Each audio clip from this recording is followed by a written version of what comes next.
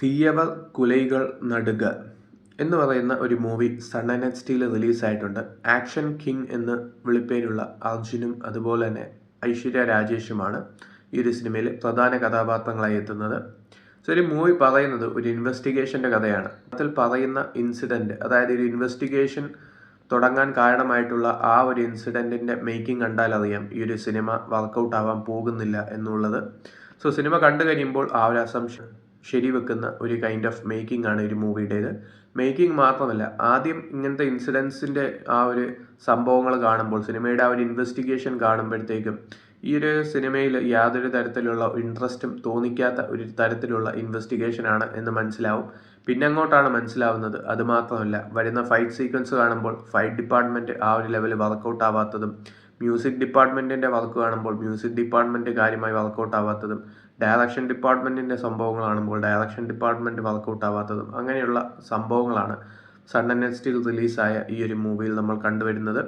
Performance wise Arjun ആണെങ്കിലും ഐശ്വര്യ രാജേഷ് ആണെങ്കിലും വലിയ തരക്കേടില്ലെങ്കിൽ പോലും അവർക്ക് ചെയ്യാനുള്ള സംഭവങ്ങളൊന്നും ഈ ഒരു മൂവിയിൽ കാര്യമായിട്ടില്ല.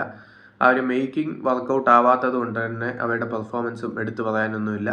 സോ നമ്മൾ കണ്ട പാറ്റേണിൽ കൂടി തന്നെയാണ് സിനിമ പോകുന്നത്. ഇപ്പോൾ ഈ ഒരു കാലഘട്ടത്തിൽ ഇതുപോലത്തെ മൂവീസ് എന്ന് പറയുമ്പോഴത്തേക്കും അർജുൻ്റെ ആ ഒരു കരിയർ നമ്മൾ നോക്കുകയാണെങ്കിൽ തന്നെ അദ്ദേഹത്തിൻ്റെ ഒരു കരിയർ ഗ്യാപ്പ് വന്നതിന് ശേഷം നിപുണനാണ് അദ്ദേഹത്തിൻ്റെ അത്യാവശ്യം വർക്കൗട്ടായ ഒരു പടം.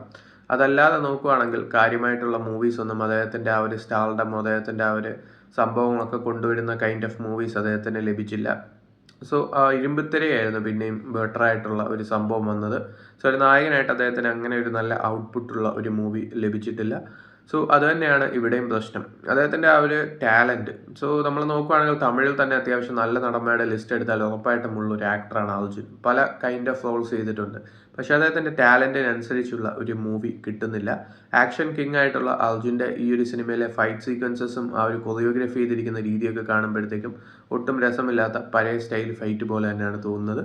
ഒരു മ്യൂസിക് ഡിപ്പാർട്ട്മെൻ്റ് ആണെങ്കിലും, ആക്ഷൻ സീക്വൻസസ് ചെയ്യുന്ന ഡിപ്പാർട്ട്മെൻ്റ് ആണെങ്കിലും, ഡയറക്ഷൻ ആണെങ്കിലും, ഒരു മേക്കിംഗ് ആണെങ്കിലും ഒന്നും തന്നെ വർക്കൗട്ട് ആവാത്ത ഒരു പരിപ്പോടെ ത്രില്ലറാണ് തീയവർ കുലൈകൾ നടുക എന്ന് പറയുന്ന ഈ ഒരു മൂവി. താല്പര്യമുള്ളവർക്ക് സ്വന്തം റിസ്കിൽ കാണാം. ഇതിപ്പോൾ സൺ ആൻഡ് എച്ച് അവൈലബിൾ ആണ്.